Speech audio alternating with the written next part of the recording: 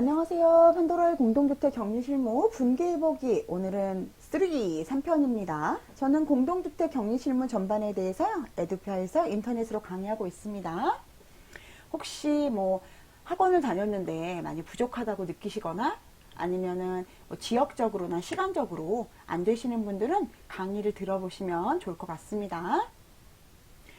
교환이 제공이 되고요. 또 XPRP 있잖아요. 거기에 그것도 2달 정도 무료로 사용하실 수 있어요. 금액도 사실은 굉장히 30일간인데 저렴하게 처음 하는 거라서 좀 되게 저렴하게 10만원도 안 되는 금액으로 제공하고 있더라고요.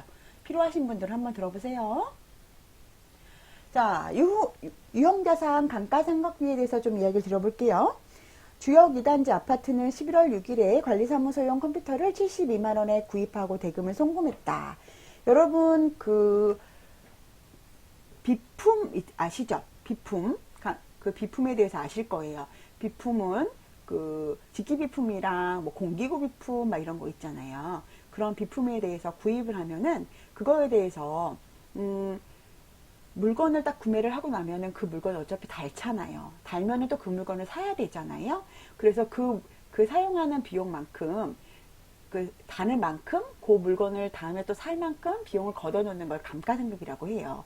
그럼 감가상각비의 사전적 의미는 뭐냐면 기업이 사용하는 기물이나 설비 등은 해마다 소모되는데 이러한 가치의 감소분을 보전하는 절차를 감가상각이라고 한대요.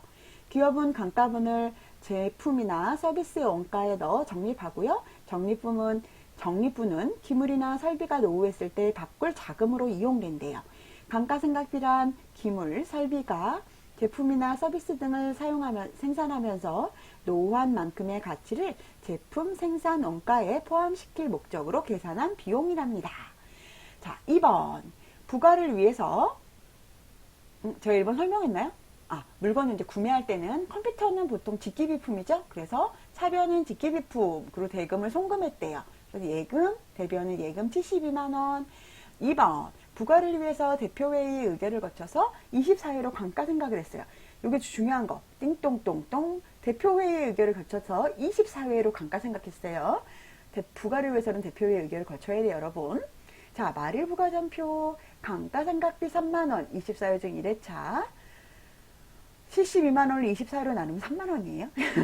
그리고 감가상각 요게, 감가상각비가 모아 3만원.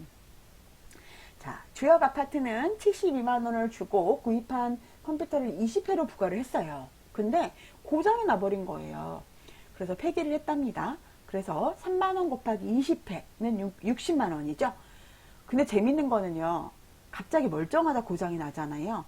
그래서 저는 맨날 제가 AS 센터에다 전화를 해서 아니 괜찮았는데 갑자기 고장이 나요 이렇게 말하거든요. 그러면 그 업체분이 원래 다 그러신대요. 근데 그분이 와서 보면 또 멀쩡해요. 사람을 타는지 저를 전문가가 오면 멀쩡한 척 하나 봐요. 자, 어쨌든 그래서 직기 비품 감가상각 누계액이 60만원, 여기 아까 3만원씩 20회 모았다고 그랬죠? 그래서 60만원이 여기로 쇼 왔습니다. 누계액이. 그리고 대변이 우리가 물건을 구입했을 때 72만원, 직기비품이 72만원이라고 그랬죠? 그러면 72만원에서 60만원을 쇽 뗍니다. 그럼 얼마죠? 12만원이 남죠? 그럼 12만원은 손해를 받겠네요. 그죠? 왜냐면 모아두지 못했으니까. 그래서 잡손실을 잡아주는 겁니다. 잡손실, 차변의 잡손실, 유형자산 폐기를 하는 겁니다. 유형자산 처분을 해볼게요. 아까는 고장나서 버려버렸잖아요. 근데 이번에는 그걸 팔았대요. 주역 아파트는 60만원에 구입했고 매월 5만원씩 10개월을 부과했어요. 근데 다른 기계를 구매하기 위해서 전기실용 전기용접기, 전기용접기를 8만원에 처분했대요. 잘 팔았네요. 그죠? 아닌가? 60만원짜리를 8만원에 처분해. 10개월밖에 사용을 안 했는데 8만원에 판 거는 좀 너무 싸게 판 것 같긴 하네요. 어쨌든 팔았습니다. 예금을 8만원 받았고요. 이제 공기유비품 아까 60만원이라고 그랬죠? 그러면 차번에 아까 감가상각 요기익이 50만원 모아놨다고 그랬죠? 50만원 10개월이니까 5만원씩 10개월이니까 50만원. 그러면 58만원이죠, 요거를. 두 개 더하면. 그래서 60만원에서 58만원 빼면 얼마죠? 2만 원이죠? 그러면 그것만큼은 손실이 났네요. 그래서 사전에 잡손실, 유형자산, 처분손실 났습니다. 자, 유형자산 무상취득을 한번 해볼게요. 여러분, 지기비품 200만원짜리. 근데 실제로 이거는 공짜로 들어온 거예요, 여러분. 그 무상이라는 게 공짜라는 얘기잖아요. 그래서 공짜로 들어왔어요. 그리고 그래서 대변에 자산, 수중, 이 자산을 얻었는데 이게 공짜로 얻었다. 200만원. 그리고 수중, 자산, 감가상각비. 여기는 원래는 수중자산, 감가상각비. 원래는 감가상각비를 써야 되는데, 여기 자산 수중 이익이잖아요. 그래서 수중, 자산, 감가상각비라는 계정 과목을 써서 200만원을 했습니다. 그리고 이 유형자산은요, 어차피 공짜기 때문에 다 일시상각을 합니다. 그리고 직기비품 감가상각 누계 다 일시상각을 합니다. 그런데 회계처리상으로는 예전에는요, 이거를 뭐 1원으로 처리할 수도 있었고, 아니면 만약에 에어컨을 만약에 들어왔는데 그 에어컨이 일반적으로 200만원이다. 그럼 200만원으로 해서 회계 처리를 할 수 있었어요. 근데 이제는 이 회계 처리 금액을 그렇게 처리할 수가 없어. 1원으로 처리하든가 아니면 이제 대충 이게 얼마다 해서 뭐 200만원이다. 이런 식으로 처리할 수가 없습니다. 그러면 그 원가, 내가 취득 원가대로만 딱 처리할 수가 있어요. 취득 원가가 얼마죠? 0원이잖아요. 그래서 무상 취득한 금액은 회계 처리를 원래는 할 수가 없어요, 여러분. 회계 처리 기준상으로는. 근데 그렇다고 해서 우리가 회계 처리를 안 하고 비품 대장에만 쓸 수는 없잖아요. 그래서 운영상으로는 그냥 위탁회사 등에서는 원래는 회계 처리 기준상으로는 무상 취득하는 금액을 회계 처리할 수 없지만 운영상으로는 그냥 처리해라. 이렇게 유형자산 무상 취득을 하게 해라 라고 하는 위탁사도 있습니다. 그래서 제가 요거를 유형자산 무상 취득을 꼭 하세요 라던가 꼭 하지 마세요. 제가 얘기할 수는 없고요. 이거를 만약에 하실 거라면 위탁사와 논의를 하셔서 위탁사 쪽에서 이거 유형자산 무상 취득 회계 처리하셔도 돼요 라고 하시면 하시고, 하지 마세요 하고 하시면 안 하시는 게 맞을 것 같습니다. 회계랑 비품대장 일치를 위해서, 위체라고 썼네요. 위해서 이렇게 하는 경우도 있습니다. 공동주택의 감가상각분은요, 정액법을 사용할게요. 정률법 안 하고 정액법을 사용하고요. 잔존가액을 남기지 않아요. 일반적인 감가상각할 때는 잔존가액을 남기거든요. 근데 공동주택은 회계처리 기준에 정액법 사용하라고 했고요. 잔존가액을 남기지 말라고 했어요. 그리고 감가상각비는 대표회의에게 부가 내역서를 통해서 보고하셔야 됩니다. 자, 이번엔 연차충당금에 대해서 얘기를 좀 나눠볼게요. 연차충당금 부과 한번 해볼게요. 주역아파트 1근 직원인 김 기자는 기본급이 200만원, 자격수당이 30만원이에요. 적립해야 할 연차충당금을 계산하여 전입분계하세요. 연차충당금은 보통 일반적으로 통상임금으로 하는데, 이게 만약 통상임금으로 우리 취업규칙에 통상임금으로 해라라고 되어 있으면 통상임금으로 하시면 되고요. 만약에 평균임금으로 하라 그러면 평균임금으로 하시면 되세요. 여기는 제가 통상임금으로 해보도록 하겠습니다. 200만원, 그리고 자격수당은 재예금이죠. 그러니까 30만원 하겠습니다. 그럼 230만원 나누기 209시간. 이분이 1근 직원이라고 제가 썼는데 사실은 여기 시간이 있어야 되죠. 8시간 근무하고 주 40시간 근무하는 직원이다. 이랬을 때는 209시간인데 제가 요거를 그냥 1근 직원이라고만 쓰고 주 40시간이라고 안 썼네요. 근데 어쨌든 1근 직원이라고 했으니까 제가 그냥 주 40시간이라고 볼게요. 그럼 230만원 나누기 209시간 곱하기 8시간, 그리고 1년 찰 때는 15개잖아요. 그리고 나누기 12개월 해서 약 11만 047원, 약 11만 50원입니다. 그러면 매달마다 이거를 여러분 연차충당금을 부과할 때는 이 직원을 예산환자잖아요. 여러분 그죠? 예산 12개월 거를 해서 연차수당을 이렇게 해놓잖아요. 그죠? 매달 12개월치를 해놓죠? 연차수당 11만 50원, 연차충당금 11만 50원. 이렇게 합니다. 그리고 연차충당금을 지급할 때는요, 김 기자는 1년 후 퇴사를 했고, 미사용 연차. 사용을 했으면 그 금액을 빼야 되겠죠? 연차충당금 11만 50원 곱하기 15개 하니까 165만 750원이라서 연장충당금으로 주고 예금 165만 750원으로 했습니다. 연차 충당금은 한 달 남짓 시 한계가 연차가 발생하고요. 2017년 5월 30일 이후 입사자는요. 최초 발생된 11개가 삭제되지 않아요. 연차는 급여 산입하여 세금 계산하고요. 산입하지 못했다면 연말 정산시에 산입하시면 됩니다. 제가 연차는 계속 여러 번 얘기를 좀 드렸어요, 여러분. 그러니까 연차랑 퇴직금은 다른 유튜브 강의, 제 강의에서 들어보시면 됩니다. 퇴직충당금 부과도 마찬가지예요. 퇴직금이 이제 30만 원이면 퇴직금 대 퇴직충당금 30만 원으로 매달 똑같이 부과를 하면 되고요. 이건 역시 여러분 어떻게 해야 되죠? 이건 역시 매달 예산한자잖아요. 매해 말에 예산한자죠? 그걸 12분의 1로 부과해 주시면 됩니다. 퇴직충당금 지급할 때는 퇴직충당금으로 지급해 주시면 되고요. 예금 그리고 퇴직소득세와 퇴직지방소득세를 걷어주시면 돼요. 아까 연차는 퇴직소득세랑 연차 소득세랑 지방소득세 없었죠. 왜 그런 거죠? 급여에 산입해서 포함했기 때문입니다. 퇴직금은 평균 임금으로 계산되는데요. 여러분, 퇴직금은 아까 만약에 통상임금이 크면 통상임금으로 해야 되죠? 주 연차 퇴직금 계산은 제가 여기는 다른 회차에서 선생님이 설명드렸어요, 여러분. 그거 보시면 됩니다. 4대 보험료 가근세 주민세를 좀 보도록 하겠습니다. 4대 보험료는 건강, 국민, 고용, 가근, 주민세 회계 처리입니다. 급여할 때는요, 직원분은 급여 얼마 이렇게 나오죠. 밑에 기본급, 복리후생비 얼마, 식대 얼마, 식대가 복리후생비죠. 재수당 얼마, 얼마 쭉쭉쭉쭉 나오고, 연차를 주면 연차 얼마 이렇게 주고요. 대변은 예금 얼마, 그리고 예수금 얼마 이렇게 나오죠, 여러분. 이 예수금이라는 거는 직원분인가, 입주자분인가요? 아니, 사업주분인가요? 아니면은 근로자분인가요? 예, 근로자분이죠. 그래서 여기 뭐가 없죠? 산재보험료가 없네요. 그죠? 산재보험료가 없고, 그 대신 가분세랑 주민세가 있네요. 그죠? 사업주분에는 가분세나 주민세가 없겠죠. 근로자가 내는 거니까. 그래서 이런 식으로 회계 처리합니다. 급여 대 예금, 예수금 이렇게 처리를 합니다.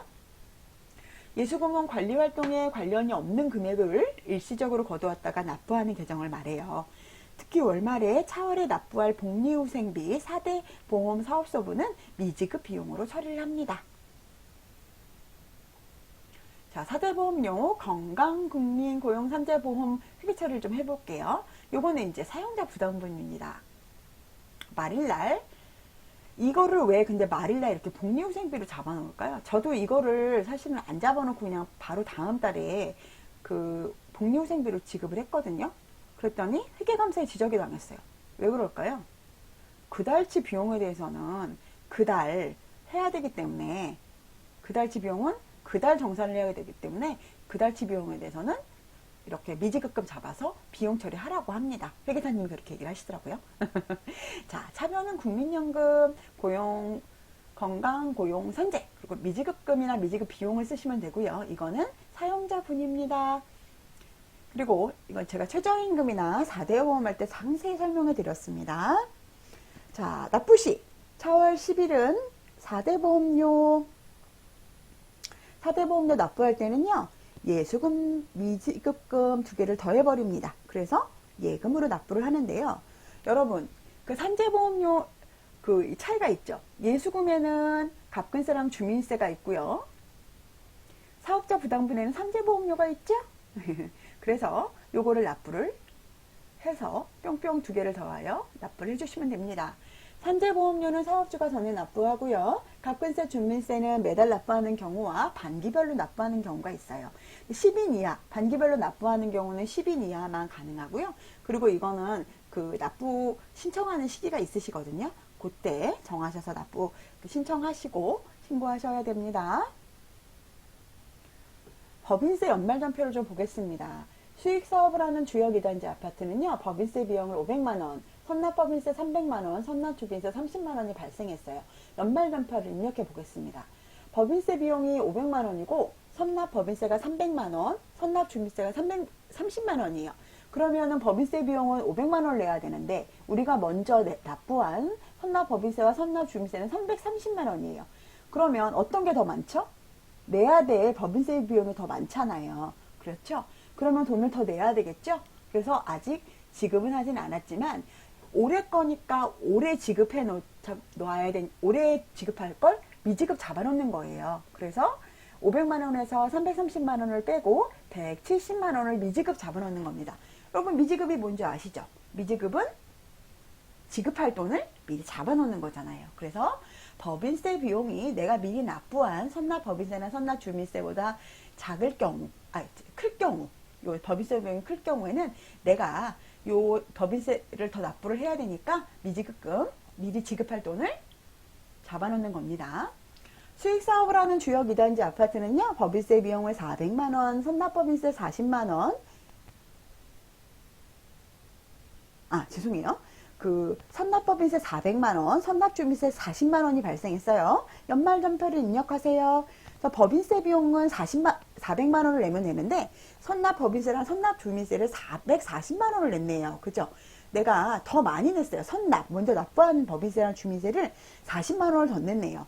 그러면 이 40만원에 대해서는 돌려받을 수 있겠잖아요. 그래서 이제 미리 수금 아직 돈을 받지 못한 미수금 계정을 쓰는 거예요. 그래서 미수금 40만 원이다 이렇게 쓰시는 겁니다. 왜 이거를 연말에다가 이렇게 해놓을까요?